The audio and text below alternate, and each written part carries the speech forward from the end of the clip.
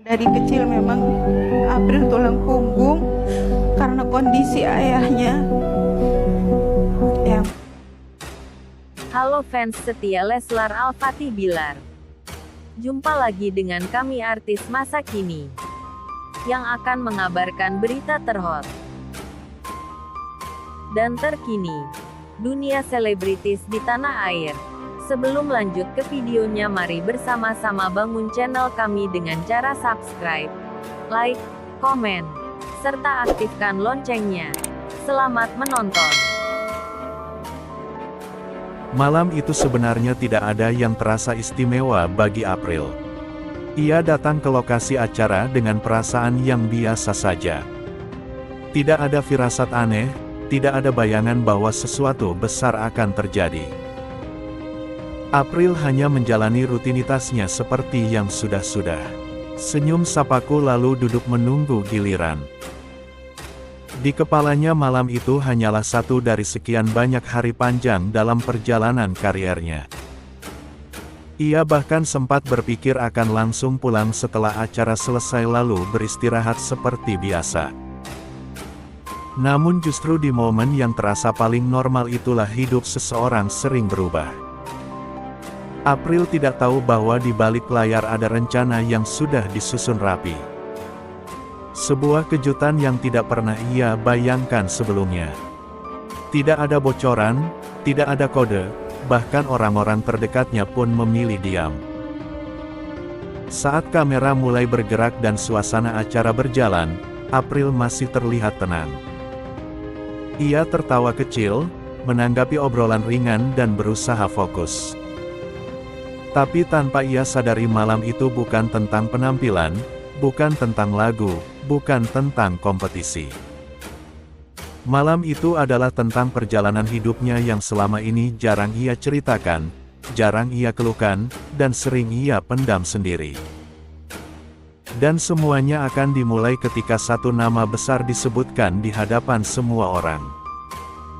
Ketika pembawa acara mulai menyebut nama Raffi Ahmad, April masih belum menangkap maksudnya.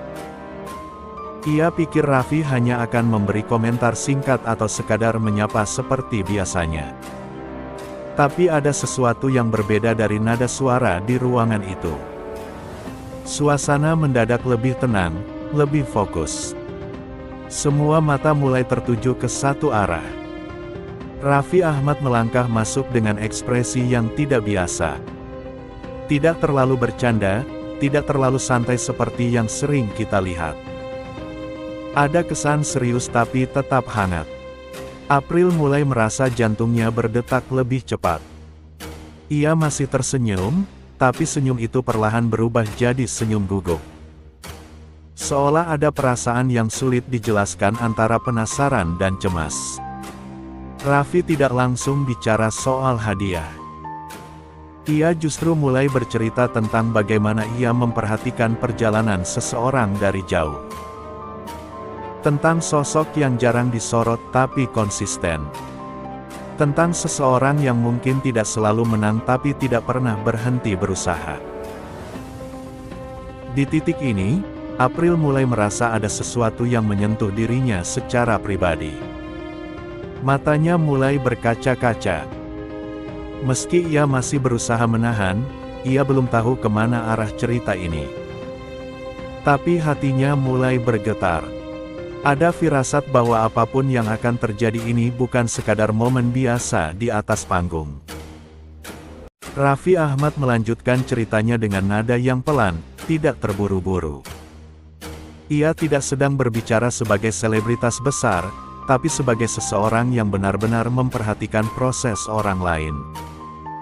Ia menyebut bagaimana perjuangan seringkali tidak terlihat kamera. Bagaimana banyak orang kuat justru tidak pernah memperlihatkan air matanya. April semakin menunduk. Setiap kalimat yang keluar dari mulut Raffi terasa seperti menggambarkan dirinya. Perjalanan panjang, jatuh bangun, dan momen-momen ragu yang sering ia simpan sendiri. Tidak ada yang tahu betapa sering April bertanya pada dirinya sendiri. Aku sanggup enggak, ia lanjut. Tapi semua itu selalu ia tutupi dengan senyum. Raffi lalu mengatakan bahwa ia tidak menilai seseorang hanya dari hasil akhir. Baginya proses jauh lebih penting dan proses itulah yang ia lihat pada diri April. Mendengar itu, April sudah tidak bisa lagi menyembunyikan emosinya. Tangannya mulai gemetar. Nafasnya terasa lebih berat. Penonton pun ikut larut. Tidak ada sorak-sorai berlebihan. Semua seperti ikut diam, ikut mendengarkan, ikut merasakan. Ini bukan momen sensasi. Ini adalah momen pengakuan. Dan April tahu apapun yang akan terjadi setelah ini. Hatinya sudah terlanjur tersentuh. Saat Raffi berhenti sejenak, layar besar di belakang panggung mulai menyala. Awalnya tidak jelas, hanya cahaya. Lalu bentuk perlahan muncul. April mengangkat kepalanya pelan-pelan, matanya membesar. Ia terlihat kebingungan seperti tidak percaya dengan apa yang ia lihat. Sebuah mobil, satu unit mobil utuh terpampang jelas di layar. April refleks menutup mulutnya. Ia berdiri lalu duduk kembali. Seolah tubuhnya belum siap menerima kenyataan itu, tangisnya mulai terdengar. Bukan tangis keras, tapi tangis yang keluar tanpa bisa ditahan. Tangis seseorang yang benar-benar tidak menyangka. Raffi lalu berkata dengan tegas namun lembut bahwa mobil itu adalah hadiah. Bukan sekedar hadiah materi, tapi simbol. Simbol bahwa perjuangan April layak diapresiasi. Simbol bahwa kerja keras yang dilakukan dengan hati tidak akan sia-sia. April menangis semakin dalam. Ia berkali-kali menggeleng seperti berkata dalam hati, ini beneran. Air matanya jatuh tanpa henti. Momen itu terasa sangat jujur. Tidak dibuat-buat, tidak direkayasa. Semua yang melihat tahu ini adalah tangis dari hati yang paling dalam. Yang membuat momen ini begitu kuat bukanlah nilai mobilnya, bukan mereknya, bukan harganya, tapi alasan di balik pemberian itu. April menangis bukan karena ia mendapat kendaraan baru, melainkan karena akhirnya merasa diperhatikan. Dalam tangisnya, April sempat mengucapkan beberapa kata. Suaranya bergetar terputus-putus. Ia bilang bahwa selama ini ia hanya fokus bertahan, tidak pernah berharap hadiah besar, tidak pernah membayangkan akan mendapat perhatian seperti ini dari sosok sebesar Raffi Ahmad. Tangis itu adalah pelepasan. Pelepasan dari lelah yang selama ini ia simpan sendiri. Dari rasa ragu, dari rasa takut tidak cukup baik, dari pertanyaan-pertanyaan yang sering menghantui malam-malamnya. Penonton bisa melihat jelas ini bukan akting.